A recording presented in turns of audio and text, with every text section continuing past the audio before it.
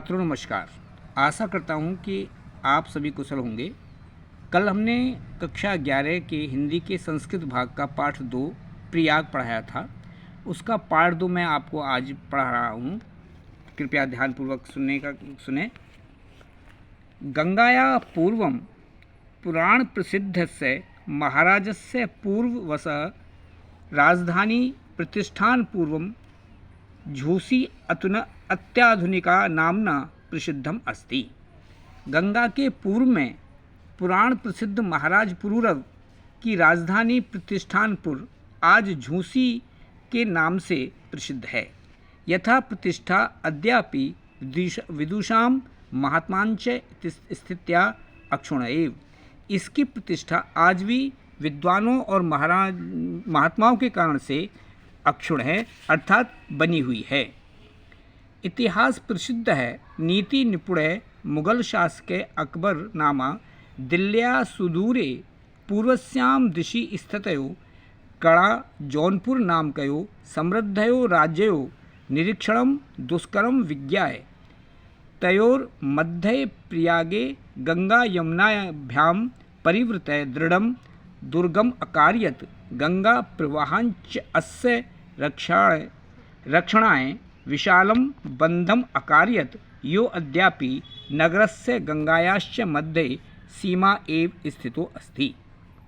इतिहास प्रसिद्ध नीति निपुण मुगल शासक अकबर ने दिल्ल्या सुदूरे दिल्ली से दूर पूर्व दिशा में स्थित कड़ा और जौनपुर नाम के राज्यों को समृद्ध राज्यों यहाँ पर द्वितीय व्यक्ति है, इसलिए दो राज्यों का नाम एक साथ आया है, कड़ा और जौनपुर। तो कड़ा और जौनपुर दो राज्यों की निरीक्षण को दुष्कर समझ करके उनके मध्य प्रयाग में गंगा और यमुना के बीच से घिरे हुए दृढ़ दुर्ग का निर्माण कराया। गंगा प्रवाहांचात अस्य, गंगा प्रवाहात च अस्य, यानी गंगा के प्रवाह से रक्षा के लिए विशालम बंधम अकार्यत, विशाल बांध का निर्माण करवाया।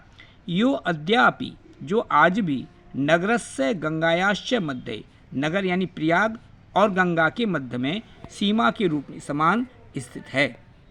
अयमेव प्रयागस्य नाम स्वीकृत्य, इसी ने अर्थात अकबर ने ही प्रयाग का नाम अपने धर्म इलाही के अनुसार इलाहाबाद रखा था। इदम दुर्गम अतीव विशालम सुदृढ़म सुरक्षा दृष्टया च अति महत्वपूर्णम अस्ति। इदम दुर्गम, यह दुर्ग बहुत ही विशाल, मजबूत और सुरक्षा की दृष्टि से महत्वपूर्ण है। भारतस्य स्वतंत्रता आंदोलनस्य इदम नगरम प्रधान केंद्रम आसीत्। भारत के स्वतंत्रता आंदोलन का यह नगर प्रधान केंद्र था। श्री मोतीलाल नेहरू, महात्मा मदन मोहन मालवीय, आज़ाद उपनाम चंद्रशेखर से अन्य च स्वतंत्रता संग्राम सैनिका अस्याम एव पावन भूमौ उषित्वा आंदोलनस्य संचालनम अकुर्वन्।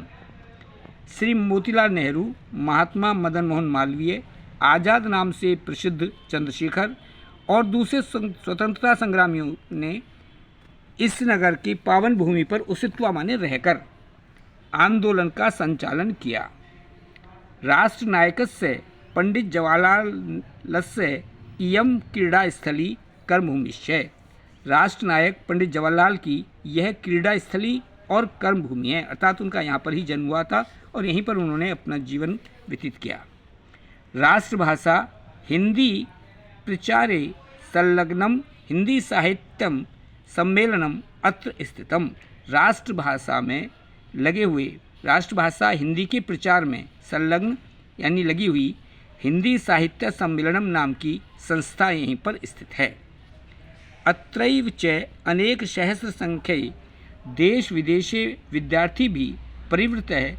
विविधा विद्या पारंगता विविध रण्ये उपशोभित च प्रयाग विश्वविद्यालयस्य भारद्वाजस्य प्राचीन गुरुकुलस्य नवीनम रूपम इव शोभते। यहीं पर हजारों देश और विदेश के छात्रों से घिरे हुए विश्वविद्यालय में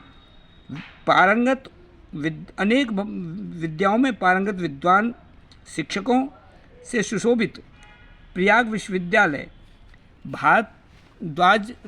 भरद्वाज ऋषि के गुरुकुल के नए रूप में सुशोभित है। अर्थात जो गुरुकुल पहले चलता था उसी का नया रूप के रूप में यह विश्वविद्यालय स्थित है। स्वतंत्रे अस्मिन् भारते प्रत्येकं नागरिकाणां न्यायप्राप्ते अधिकार घोषणाम् इव कुर्वन् उच्च न्यायालयम् अस्य नगरस्य प्रतिष्ठां वर्धयति। स्वतंत्रता के बाद भारत के प्रत्येक नागरिक की न्याय प्राप्त करने के अधिकार की घोषणा करता हुआ उच्च न्यायालय इसी नगर की प्रतिष्ठा को बढ़ाता है। एव गंगा यमुना सरस्वती नाम पवित्र संगमे स्थित भारतीय संस्कृते केंद्रस्य च महिमान वर्णनम महाकवि कालिदासः सत्यमेव अकथयत्।